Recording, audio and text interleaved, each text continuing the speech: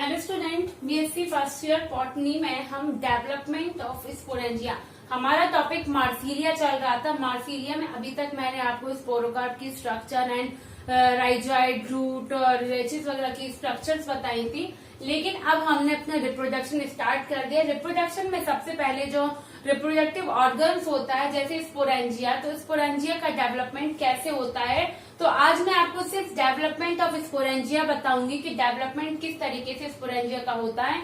क्योंकि आपने स्पोरोकार्प से जब स्पोर्स फटकर बाहर निकलते हैं, जो आपने देखा था कि स्पोर्स बाहर निकलते हैं, ये क्योंकि जो ये मार्सिलिया है ये हेट्रोस्पोरी प्रकार की मतलब विषम बीजाणुता प्रदर्शित करता है, जिसमें विषम प्रकार के हम कह सकते हैं कि दो विभिन्न प्रकार के स्पोर्सों का पाया जाना ही विषम बीजाणुता कहलाती है। आकार में जैसे माइक्रोस्पोर्स और मेगास्पोर। माइक्रोस्पोरेंजियम में माइक्रोस्पोर्स का निर्माण होता है और मेगास्पोरेंजियम में मेगास्पोर्स का निर्माण होता है। तो अभी हम नॉर्मल स्पोरेंजियम का डेवलपमेंट कैसे होता है, क्योंकि माइक्रोस्पोरेंजियम में कम से कम लगभग 32 से 64 तक माइक्रोस्पोर्स का निर्माण होता है और सारे जीवित रहते हैं।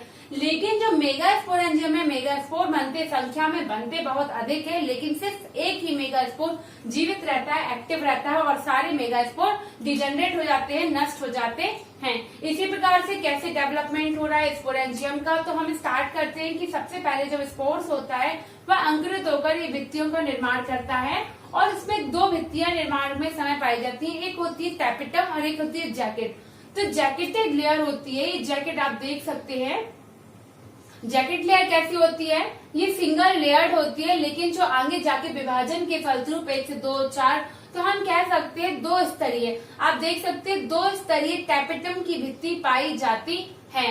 जो टैपिटम की भित्ति होती है ये 2 स्तरीय, क्योंकि इसको सुरक्षा और इसका निर्माण कैसे होता है, जो अंदर जो स्पोरोजेनस सेल्स होती हैं वो स्पोरोजेनस सेल्स बाहर की ओर कुछ कोशिकाओं को काटती, एक स्तरीय कोशिकाओं को काटती हैं। 1 से 2 स्तरीय टैपिटम जैकेट के अंदर, ये देखिए बाइडी लेयर कहलाती है जैकेट, और जैकेट के अंदर 2 स्तरीय क्या पाई जाती है, टैपिटम की लेयर पाई जाती है। तो टैपिटम आपको शॉर्ट क्वेश्चन में सिंगल क्वेश्चन ये भी पूछ सकते हैं कभी भी कि टैपिटम होता क्या है, तो टैपिटम लिखा हुआ आएगा। तो आप ध्यान रखिएगा, ये सारे वर्ड्स आपको क्लियर होना चाहिए, क्योंकि सेकेंड ईयर में आपको ये वाले थर्ड पेपर में इस टाइप के क्वेश्चंस पूछे जाते हैं। तो जो टैपिटम है ये टैपिटम की सिंगल लेयर जो दिख रही है, इसी प्रकार से इसकी जब और लेयर करती है तो डबल लेयर टैपिटम जो स्पोरोजेनस सेल्स को क्या करती है, सुरक्षा प्रदान करती है।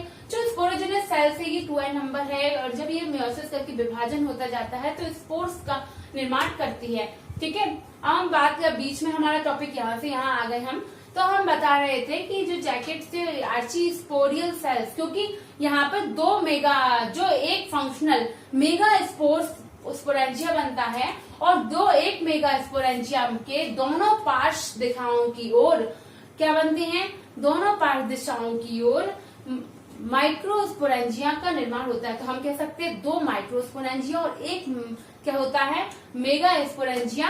जब हमने स्पोरोकार्प की स्ट्रक्चर पढ़ी थी हमने देखा था कि साइड में छोटे आकार की माइक्रोस्पोरेंजिया लगी हुई थी और जो मेगा स्पोरेंजिया बड़े आकार की। तो इसी प्रकार से आप मान सकते हैं कि ये देखिए मेगा स्पोरेंजिया लगी हुई है, ये यहाँ पे क्या लगी है, माइक्रोस्पोरेंजिया लगी है, जिनमें जब प्रारंभिक कोशिकाएं बनती हैं। क्योंकि अब हम इनका माइक्रोस्पोरेंजिया और मेगास्पोरेंजिया का अलग अलग फिर से डेवलपमेंट पढ़ेंगे, क्योंकि हम अगर 1 बाय 1 एक एक चीज को क्लियर करते जाएंगे तो हमारा टॉपिक बहुत अच्छे से क्लियर भी होगा और आपको बहुत अच्छे से समझ में भी आएगा।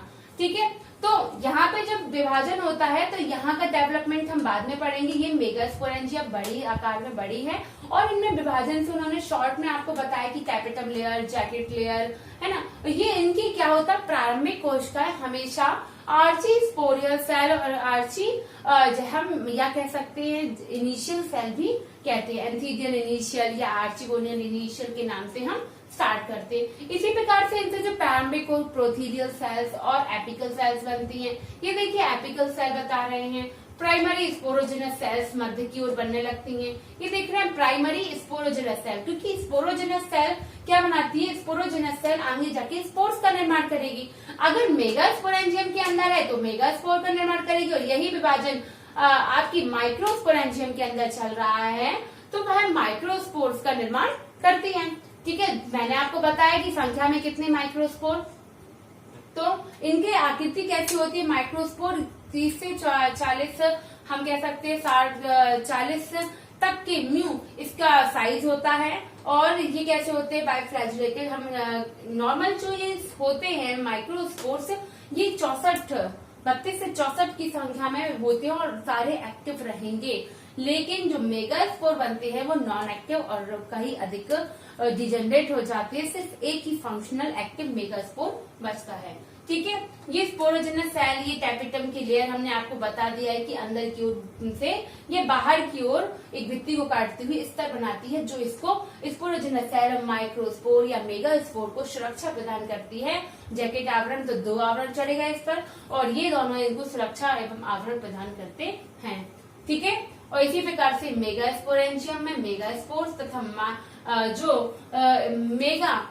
मेगास्पोरेंजियम में मेगास्पोर और माइक्रोस्पोरेंजियम में माइक्रोस्पोर का निर्माण हो जाता है।